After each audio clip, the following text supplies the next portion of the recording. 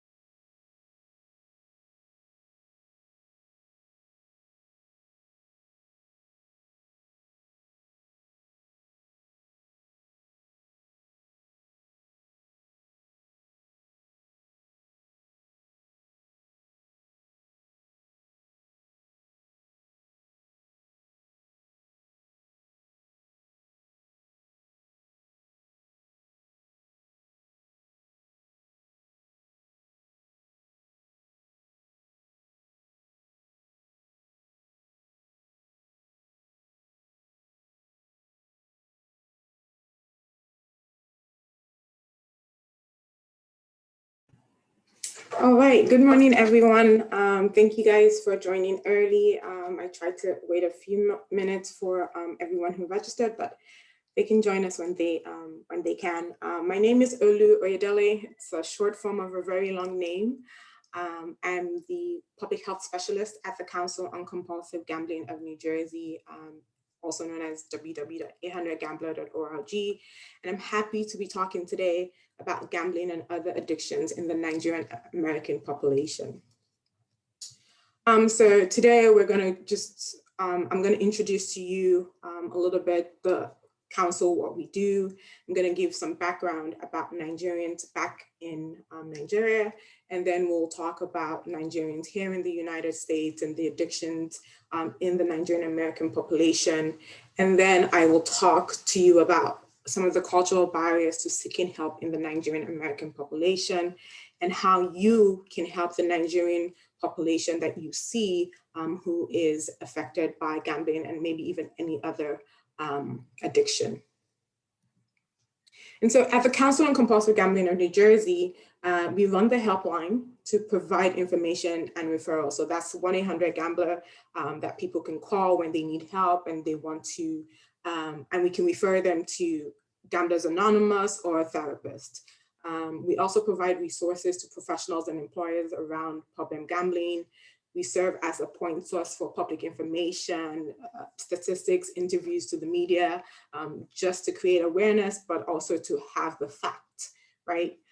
We broaden individual, agency, and community awareness around prevention and treatment of gambling disorders. And we advocate, we act as a statewide advocate to protect the rights of problem gamblers, yet we remain very neutral on gambling.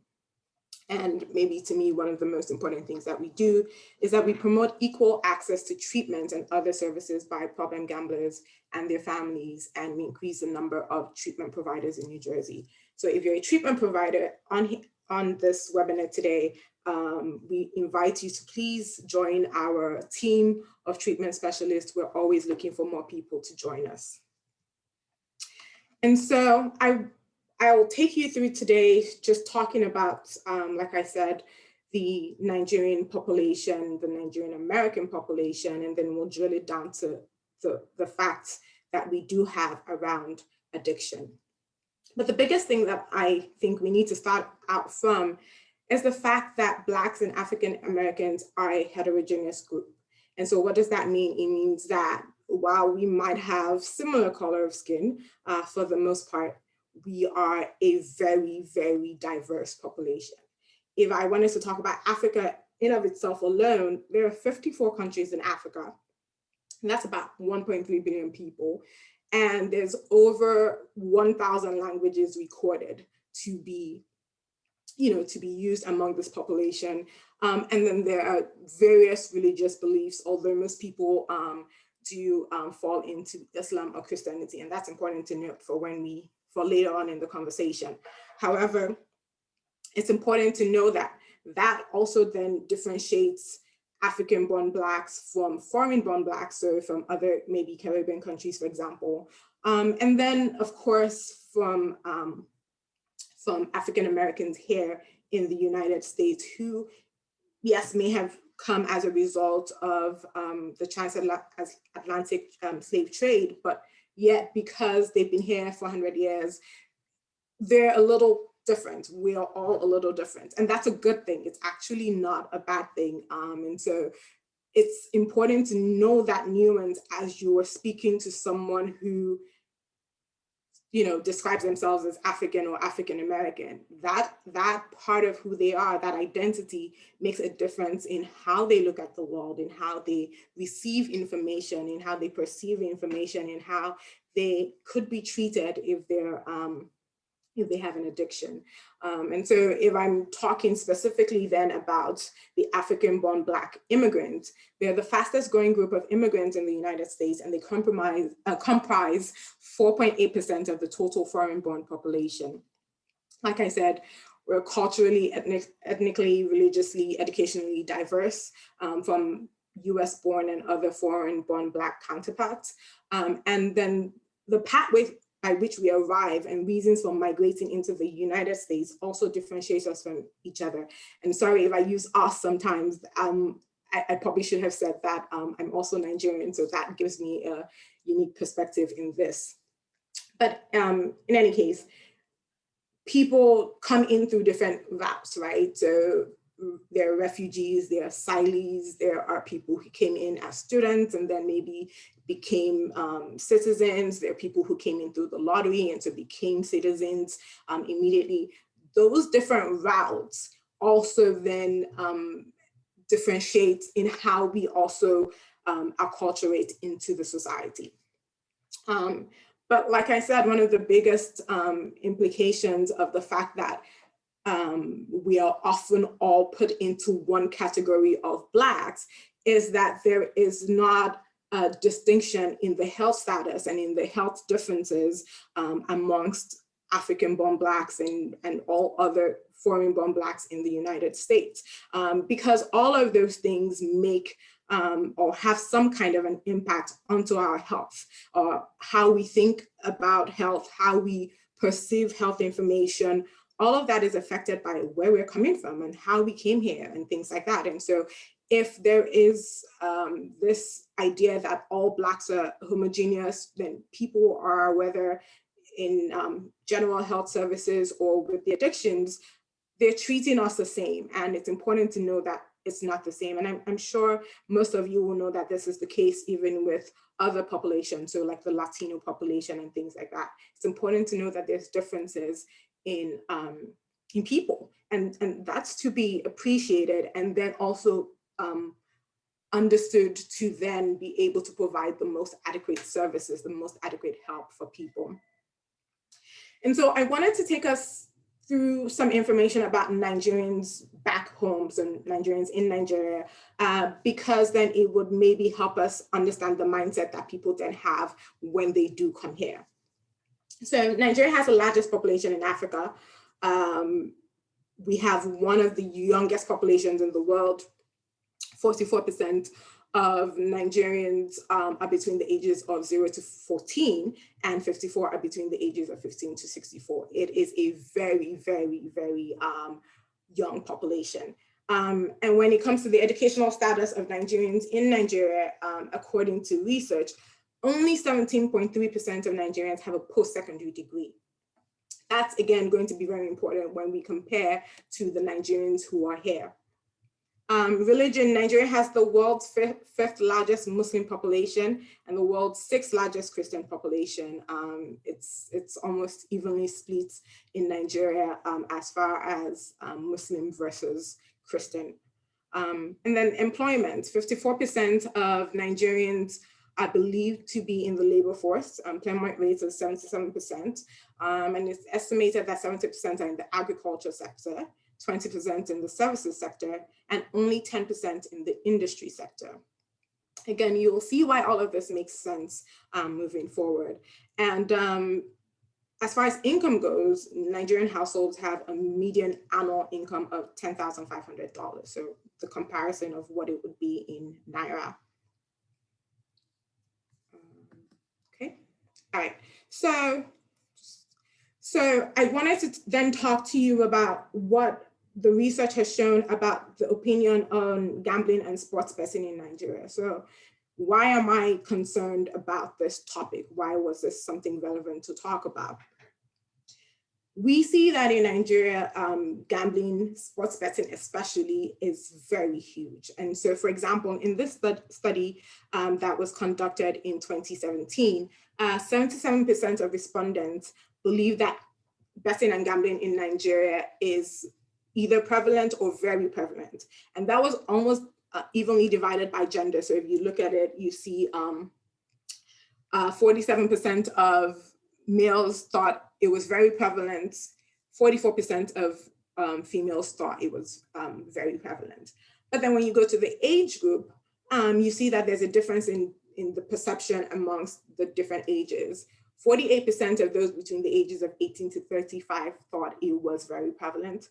46% of those between the ages of 36 to 60 thought it was very prevalent, and only 34% of people above 60 thought it was very prevalent. And you see almost the same thing across the board. But then when you look at not prevalent, about 27% of those who are above 60 thought it was not prevalent. So they don't think gambling and sports betting is a big thing in Nigeria. So you see that there's a clear distinction in the age differences and how people perceive this to be occurring in Nigeria. And then they ask the question, do you personally engage in or have family members who engage in betting or gambling? And only 36% of people in Nigeria said they do. It's only 36%, but it is a huge number of people when you think about the fact that we have 200 million people in Nigeria. So that's a significant amount of people. And so you see where we always talk about, even here in the States, that gambling seems to be more of a male-dominated environment than female. And it seems to be the case in Nigeria also, where 49% of men either engage in or have family members who engage in betting or gambling. And then with females, 23% engage in or have family members who engage in. So again, it might just be perception because, you know, this individual who's reporting may not necessarily be gambling himself or herself, but most likely, even when they're talking about who they think of, who their family member is, they're also thinking across that gender perspective. And then again, when you think about the age group, you see the difference. 18 to 35, those between the ages of 18 to 35, only 41% or 41% of them either engage in or have family members who engage in gambling, compared to 10% of those ages 60 and above. So again, clearly there is an age difference in the opinion on gambling and sports betting in Nigeria. And so then they ask the question, how often do you or your family members engage in betting or gambling? 53% of people said they engage in betting or gambling daily. That's huge. That is a very huge occurrence. And so there is no doubt that number can be easily translated to gambling addiction, to the amount of people who have some kind of addiction in Nigeria. So it's almost safe for me to say that of the and sorry, I'm going to go back, of the 36% of people who engage in or know a family member who engages in gambling, they are doing it daily, right?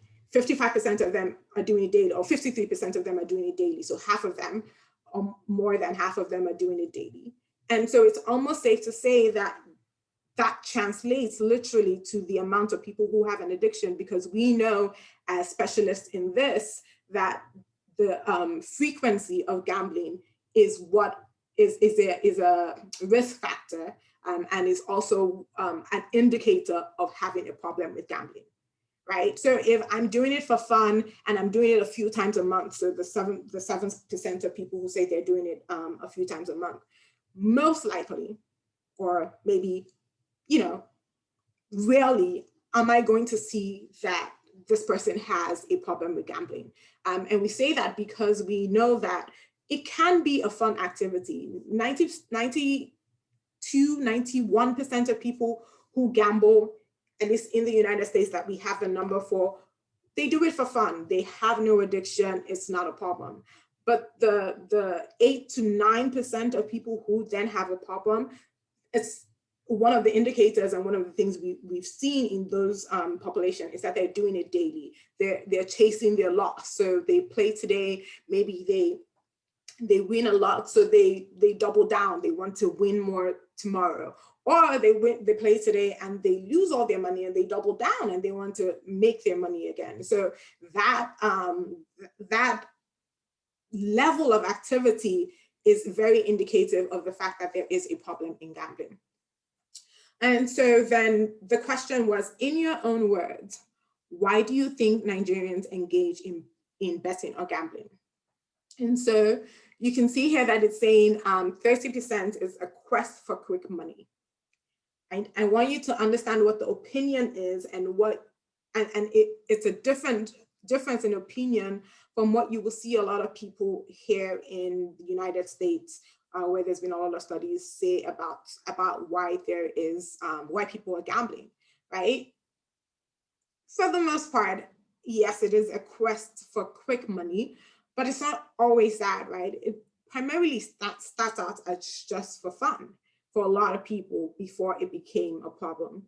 But a big factor in the Nigerian population, as you can see, is unemployment, 21%. So people believe that because these individuals who are betting don't have a job is why they're betting. So in other words, they're trying to make some money since they can't find employment. Greed is an important thing to think about because this is an opinion, right? This is somebody saying, well, you're only gambling because you want to make more money and you need to find something that you can use to, I don't even know what the word is, maybe have one up on someone or something like that. Like, it's just such an opinion in a way that is not real. Like, how can I assess someone's greed to understand why they're betting or gambling? There's no way for me to know that. And yet somehow this is the opinion of people. And so this is one of the, something that one will consider a vice, that they're probably just attributing to this person. This person has a vice, and so that's why they're doing it, not necessarily because, it's fun or they need it or things like that. But that's 15% of people have this opinion. Like I said, economic hardship and poverty, again, probably related to the unemployment. And so people are looking for a way to feed their families, people are looking for a way to feed themselves. And then, 5% believe it's just for fun, another 5% passion for sport, and then 2% peer group influence. But the question is, why does this industry thrive in Nigeria? Why is this a big deal? Well, it's a big deal because according to market research reports done on the Nigerian sports betting sector, about 60 million Nigerians between the ages of 18 to 40 are involved in active sports betting.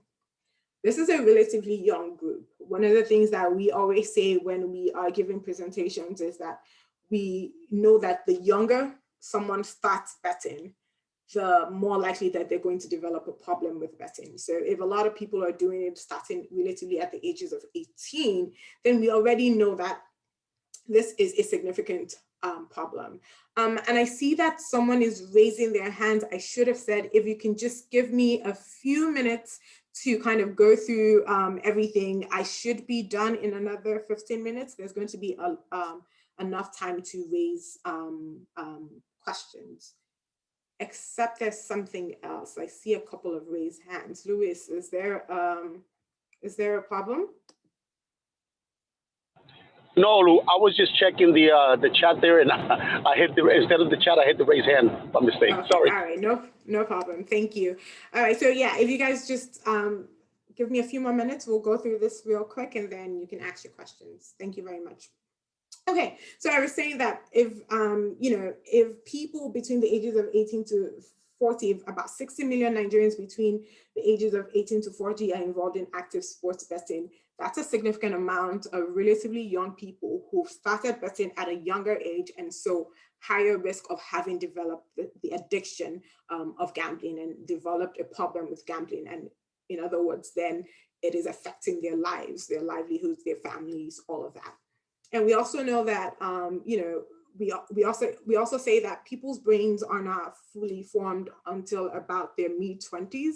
So again, anything that you're starting relatively early, your brain is forming those neural connections that make it harder. Well, let's not say make it harder, but they do help develop that disease quicker. And so unfortunately, it's a lot of recovery to try and unpeel all of that. And so we often would talk to younger people and say, hey, if you can wait till you're over 21, over 25, there's a reason why there's a drinking age limit, for example, because we know that the younger people start things, the more likely they're going to develop problems. And so that's why we're very cautious and very worried when we see a lot of people starting some of these things at a relatively young age.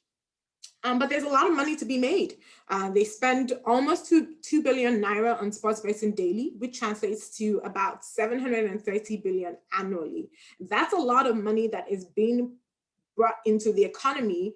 And so the proponents of betting in Nigeria say this is going to be one of the biggest ways to drive the economy in Nigeria, right? And this is their belief. I have an uncle who owns one of these companies, and this is his belief that this is what is going to drive the economy. And maybe that's going to be true, but there are no systems in place that then help the people who have a problem, and that's where it becomes a double-edged sword. The growing internet penetration and widespread use of mobile phones is a major factor in driving this market.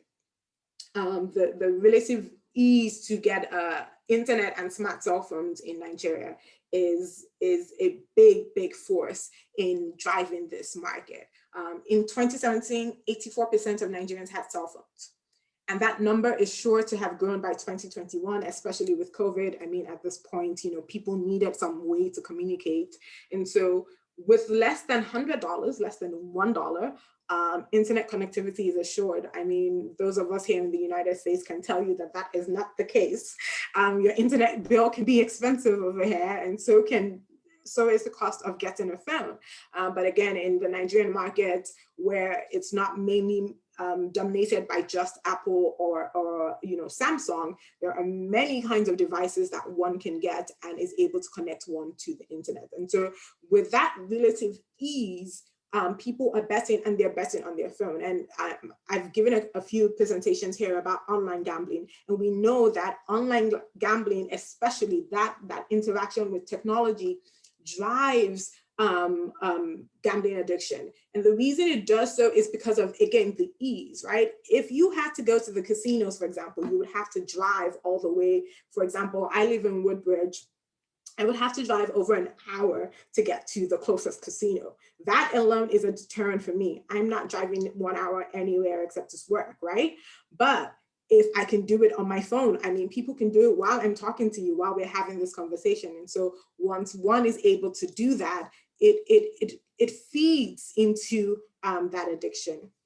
It's a huge and unregulated market. There are many betting companies in Nigeria. I mean, I listed quite a few here, and this is just a few. There are so many, and even other countries are looking to Nigeria to see what this market is going to be like, and that are actively, trying to go into the country to create their own followers market, the whole 9 yards. Again, a large population with high unemployment is a driving force. Unfortunately, people are trying to make money. They're trying to make ends meet. And there is a high number of people who are unemployed in Nigeria, unfortunately. And so that drives this industry. Nigerians love sports. I can speak for myself. We love sports. Mostly football, what we call football, what you guys call soccer. It's a big deal. I mean, people get into fights, people get into all kinds of things because of their love of sports. And they play it well too, so that's also very helpful. The laws on sports betting is non-existent. I've been doing some research around this, and it's unfortunate that it's restricted and it's non-existent as it is right now, even though there is the idea that people under 18 cannot gamble. So there is that, but nothing else that really regulates this market to help people not become addicted. And of course, the addiction of it is what is driving it, right? Like, the more people continue to do this, the more addicted they become, the more they continue to do this without any help being offered.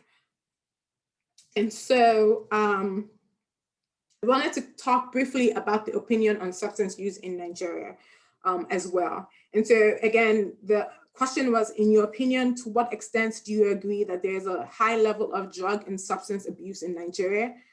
44% say they strongly agree, 47% say they agree.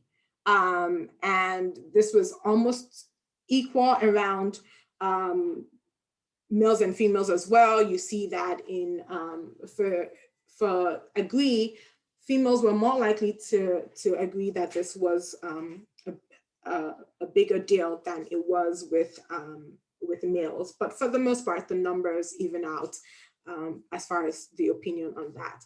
And then, in your opinion, what drugs or substance is mostly abused in Nigeria? Marijuana was a big deal. Marijuana is local, for lack of a better term, and you hear it in almost every song. You hear it in almost every, movie. It's a cultural thing, for lack of a better term. And so to most people, this is a normal thing. And so 34% of people say, that's the most abused substance or drug in Nigeria, more males than females. Codeine, which is cough syrup, again, cheap, something you can get easily. You don't need a doctor's prescription or anything like that. And so people believe, 22% believe that this is, widely used, 17% of males, 27% of females.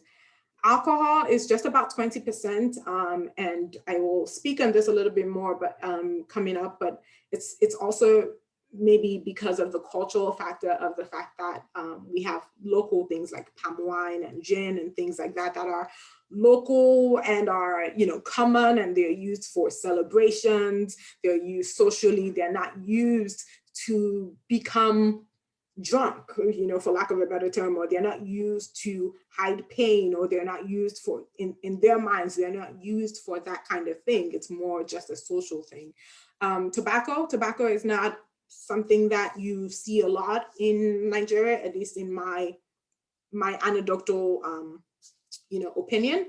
And so you see 9% of people think that that's a substance that is abused in Nigeria. 9% say prescription drugs, and then 6% say cocaine or heroin.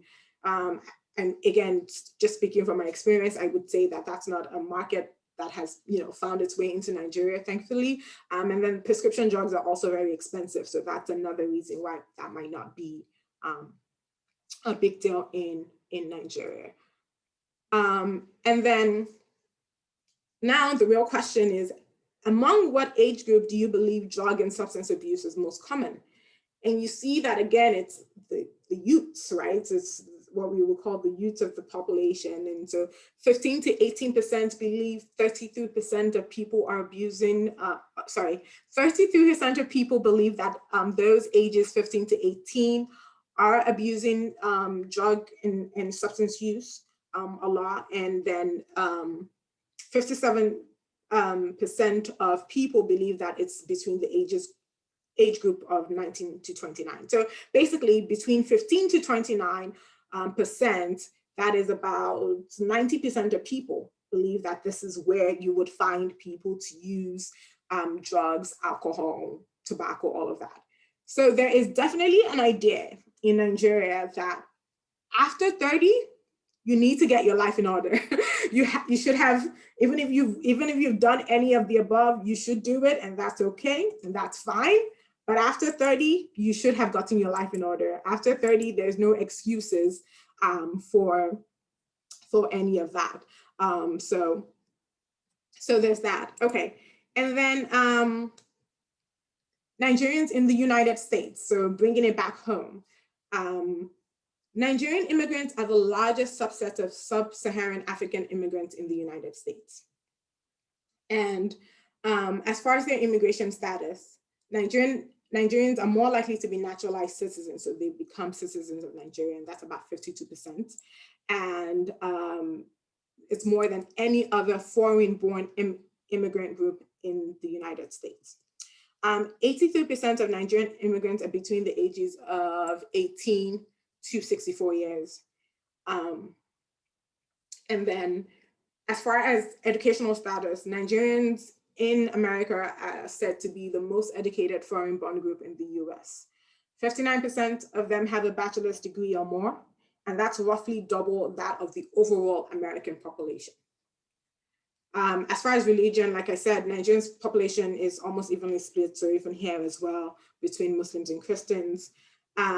Employment, Nigerians are more likely to be in the labor force, 73% versus 64%. They have similar employment rates as Americans in the United States, and they're more likely to be employed in managerial or professional occupation than the overall American population. And so I don't know if you can start to see the difference between Nigerians here in the United States and Nigerians in back home.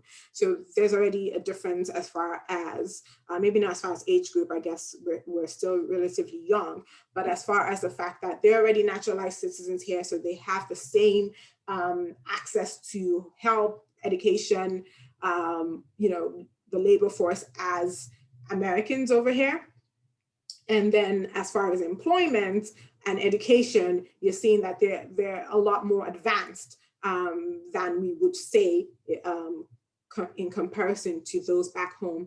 And then when you look at the income, Nigerian households here in the United States had a slightly higher median annual household income than the US households overall, so about $52,000 versus $50,000. And that's a huge difference, I think, in being able to say why there might be any differences in gambling in the American population versus the Nigerian population. Oops, I'm sorry. All right, so then I wanted to talk about what are the opinion and facts on gambling or substance use in Nigerian immigrants. We simply don't have the data, unfortunately. Similar to how we have more opinions than data on gambling and substance use in Nigeria, the few studies that have been done are extremely small sample sizes or just specific populations. And so it's hard to be able to give you anything more than inferences right now. But yet I think those inferences are very, very important. And so, for example, a small study done to talk about the perceptions of alcohol consumption among West African transnational immigrants found that a majority of female participants mentioned that alcohol consumption has some medicinal values when consumed moderately. They highlighted that alcohol such as palm wine, a local or traditional alcoholic drink, has medicinal values. And it's true. it does have medicinal values, but more importantly, it is something that is considered normal, right? You often use this at a traditional wedding ceremony. You often use this at a traditional birth, what do we call it? Like a shower, like the birth shower or whatever, when the baby has come, right? And so this is a traditionally recognized, accepted drink, and something that people have known since birth. So then to come and tell them that there's a problem with using or taking alcohol, you might be rubbing people off the wrong way. And so again, of course, we can talk about the differences between what is a local drink compared to something much stronger. That is definitely a conversation to then be had, but it's not often looked at the same way. And so it's important to understand what you're speaking to the person about who comes in, for example, with alcohol problem, and to be able to go, deeper into understanding where these issues might be coming from, or what their connection is to alcohol and things like that. It's the same way we would say, for example, over here that you need to find out if their parents had been drinking, or their grandparents, maybe someone had a drinking problem in their family history. That's why we ask things about family history, because we need to understand where things are coming from. A majority of the male participants perceived alcohol consumption as a way of socializing or spending time with friends. I think I mentioned that earlier. It really is considered a traditionally socializing factor. It's not something that is often thought of as a way to drown sorrows or things like that, or something that is supposed to be a problem. You're supposed to go out, have fun, drink, go home, that kind of thing. And so that's important to keep in mind. Both male and female participants shared that there's a gender bias associated with the consumption of alcohol. The quote here is, "I think it's more of a taboo to drink, especially for Nigerian women." And it's true. You saw that in a lot of the reports. The gender difference is important to note, and then not only that, but the thinking, the value put on it by the genders is totally very different. And then around gambling, we have no studies. I conducted an informal survey around friends. For example, I conducted two, one on Instagram just yesterday, and I was asking people, are you Nigerian in the United States? And then are you going to bet on the Super Bowl? I had only 3 people say that they were going to bet on the Super Bowl, but they all said that they were not frequent gamblers. So again, this is somebody just taking a chance, almost kind of like with the lottery. The numbers are big, so you want to take a chance on that, for example. And then the other one that I conducted was a little bit more in-depth as far as the questions, but the only thing that I was able to then share with you guys was what is considered gaming and betting. So one of the things we always talk about here is that we're very careful around some of these names, right? What do people consider gambling or betting? One of the things that Nigerian populations do a lot is what we call like a fitness challenge, right? So a group of people are on Facebook, they decide that this week they want to, or this month, for example, they want to do a no sugar challenge. And so everybody isn't going to eat sugar or take anything with sugar for that entire month. When they do that, though, people have to put money in. So you put, $10, $20, whatever, with a chance that you are going to be the one who doesn't take sugar the entire month, and however way they record it, and maybe have lost the most weight that month, and then you can win the pot of money. That is gambling in of itself. And because again, there's the chance, there's the risk, there's the consideration, all of that, right? We have to know that gambling is the idea that you can always lose money, or you're losing something of value, you're risking something of value. However, for a lot of these people, it's probably chicken change, right? It's $10 here, $20 here. It's not a lot of money that can be, that's significant enough to them. And so nobody would necessarily consider that anything more than maybe a calculated risk. And then the only thing that I noticed that other people said as far as the Nigerians here in the United States was, it wasn't really the lottery, it was sports betting and casino games. And so again, just important to note the difference in how people are thinking about this, because I don't know if that was clear about the Nigerian population, but the Nigerian population, it's mainly lottery, right? It's some kind of online lottery, online game compared to the little that we know about people here. And so why is any of this important? It's more for the fact that you might be meeting, whether it's a Nigerian or any other African, to be fair, I think I can postulate this a little bit to say that, one, we're not all the same, right? Where we can have the same color of skin.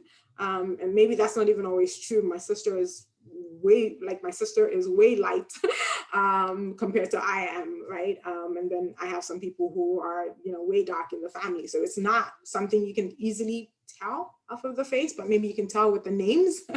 But regardless, whatever the case is, you have to be able to drill down to who this individual person is and what makes this individual and what are the factors that makes this individual unique in helping them, in treating them.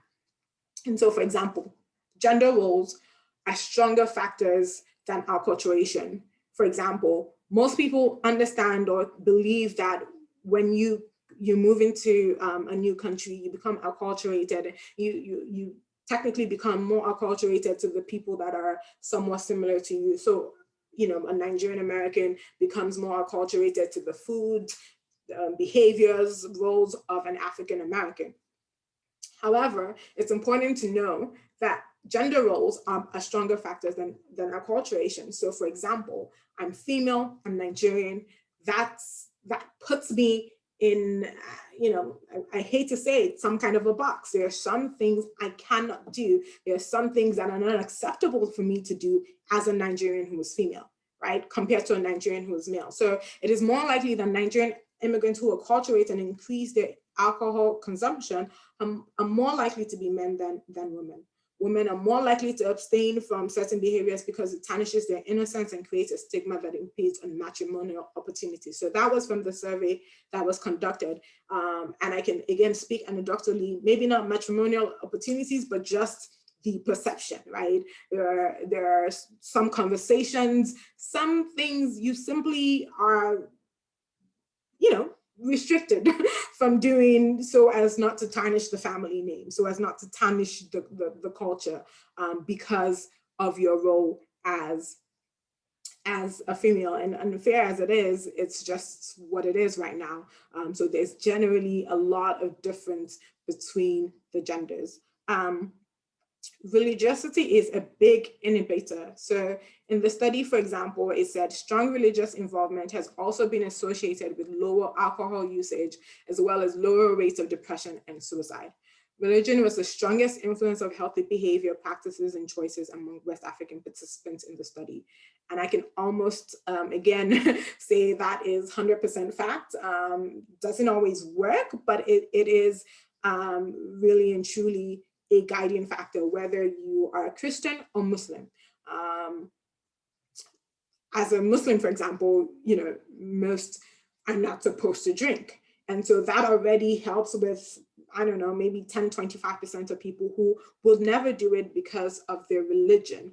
And then everybody else, and even with Christians sometimes, when you can say, well, the Bible doesn't necessarily say you don't drink, but the Bible also says, for example, do not get drunk. It is clear as day in the Bible. So then there's that feeling of guilt and of sin. It's a huge factor. You hear it in conversations. You see it in how people address people. You see it when you go to parties and maybe a pastor walks in and you see people hiding their drinks. It's an actual thing. It's something I've seen. And so that's a very big inhibitor. And so it acts as almost a risk factor for those who might then want to get out of that mode, especially now that they're in a country where they're not being judged and they're not being compared to other people and things like that. But on the other hand, can be a protective factor. And then, so like I said, while religion and gender can be protective factors, as you can imagine, they can also be risk factors, because then I'm in a new country and nobody can tell what I'm doing, right? I live alone. My parents are not here. I'm not in a large Nigerian community anymore. So, they really don't know what I do. And so maybe that's a way to break out and start to do some things that I wouldn't even have thought of doing or dreamt of doing back home, for example. And so that's an important thing to understand as far as people's behaviors in here. And, like we said, poverty and a lack of education are also important risk factors, but it's similarly rare in the Nigerian American population.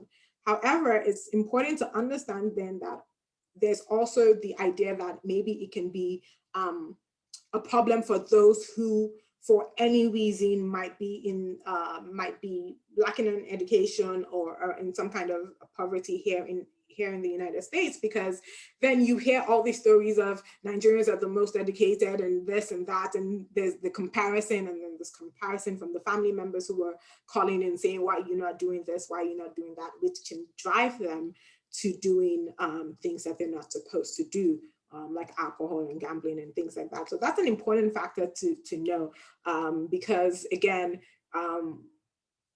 even though the education numbers in Nigeria are relatively low, it is not because people don't want it. It might be because of money, it might be because of many reasons, but education is a real big deal among Nigerians, for example. So, and again, just status is a really big deal amongst Nigerians, for example. So anything less than that also means that people are driven to do things that they may not, or they're not supposed to do, and then drives the addiction. And so lastly, how do you help the Nigerian that you see? You just have to understand the importance of tradition. I say here that bare belly is a sign of a wealthy man. It's the idea that a man is allowed to have a protruding belly because he's a wealthy man and he deserves it. And actually, I don't really know why they do it or why they say it, but that's what they say, right? That it's a sign of a wealthy man, and so it's called the bare belly, right? And that's okay, and that's normal, and people expect it. And if you don't have it, it can be a problem. So maybe nowadays, when people are more understanding the benefits of health, then it's no longer a problem. But back in the days, that's what it was, and in certain circles still is. So, for example, alcohol might not be considered a sin as long as the man has the money to take care of himself and take care of his family. Again, understanding the importance of religion. Religious leaders are the most trusted people in the country. And so, again, knowing that if you go to a traditional church and the church is telling you no drugs, no alcohol, you're a sinner almost every day. I mean, there are a lot of people who carry that with them and take it with them and are not, and just the weight of having to deal with that knowledge that you're even doing something that you're not supposed to do can sometimes drive people crazy. And so it's important to understand where religion plays a part in, either helping them or even causing or adding to the stress that the person is facing. Understanding the importance of gender. Nigeria is largely a patriarchal society. It doesn't go away just because you moved to another country. And so it's important to know that. And so again, if you're dealing especially with a female, it's kind of important to understand what that role or how that role affects her. And it's an important factor to help deal with in them getting treatment. And so lastly, I think understanding the importance of the role the immigrant plays back in their home country. Speaking as someone who herself is an immigrant, there are expectations to help the family back home. So since 2009, Nigeria has received more than half of all remittances sent each year to sub-Saharan African countries, by far the largest share of any country in the region. So that's a huge responsibility, and this huge responsibility affects or can help drive them into gambling, substance use, addiction. There's the expectations to be a good ambassador of the family. And then there's, the expectations also depends on many factors. Your position of birth. I'm the firstborn, for example. That's a huge deal. There are many things I can't do wrong in life. The education level, the more educated you are, the more expectations that you have and things like that. And so all of this is important. Again, just, see that you meet the individual. You want to drill it down to some of these factors, if not all of these factors in this person, and see maybe there's any of these factors that is driving them into doing this harmful disease, and then begin to work backwards. You almost have to start from their childhood to then be able to help them get the help that they need. So that is all that I have. I think we have about 9 minutes. I can take questions, and thank you guys so much for listening. I see some questions. I'm going to try and read them. Thank you very much, Olu. That was great. We do have a couple of questions. Basically, Ms. Blesso, she wanted to know, going back to the statistic that you were citing. Yes. She's wanted to know how many people responded, like participating in, just the pool. That's a very good question. I will tell you right now if I can find it. I'm sorry, I should have put that up, but I did not. It was thousands. I just cannot remember. I'm trying to find that. No, that's fine. We can always follow it up with those that participated through email and things. Yes. Now, the other question from Ms. Allison would be, is the online betting companies, are they targeting specifically Nigerians, or this is something that goes on through the entire African continent? So Nigeria is one of the biggest markets. The second biggest market is South Africa. South Africa is a lot more regulated than it is over in Nigeria. And so, yes, this is Nigerian companies by Nigerians. Well, maybe not always by Nigerians. There are a couple of South African companies there as well. But yes, they're mainly targeting Nigerians. Okay. Well, thank you very much. Olu, that was great. If anybody had any comments, any questions, we encourage you to please use the chat. Yes, I saw that someone put up their hands, Elizabeth, I think, but I don't know, maybe they don't have access to the chat. Okay. I don't know if there was anybody else that had a question. Oh, I see a question. Will the slides be shared? Absolutely, and then I will edit to put the information in there. I actually have it, I just don't remember where it is in my notes, but yes, I will definitely send that to you as well. Okay, yes, and anyone who would like to have a copy of Olu's presentation or any questions, they can always email us. Do you have your information up, Olu, where they can? Oh, yes. Oh, I'm sorry. My email address is OLUB, and I can also put it in the chat, OLUB@800gambler.org. So you can always reach me there, and I will be happy to answer any questions that you guys have. Great. Thank you, Ms. Neva, for your comment. Yes, let me see. Is there any other questions? Okay. Nope. All right. Just a reminder that we have, you'll be getting your certificate next week from this. And so if you need your continuing education credits, just be on the lookout for that. And I believe we'll have a series of webinars again in February, and we'll be happy to share that information with you as they come around. So again, thank you so very much for joining today, guys. I really appreciate it. Have a good weekend. Yes, and just let everyone know, we at the Council of Compulsive Gambling, we are going to periodically do these webinars.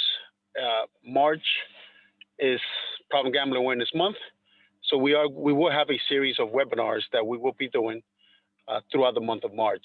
Also, any webinars, any training that we have had in the past, go to our website, www.800gambler.org, and you will find a lot of the webinars there and any other information you may find. All right. Thank you so very much, everyone. Have a great day. Thank you. So on behalf of Ms. Neva, Dan, and everyone on the team, have a great weekend. Bye, everyone.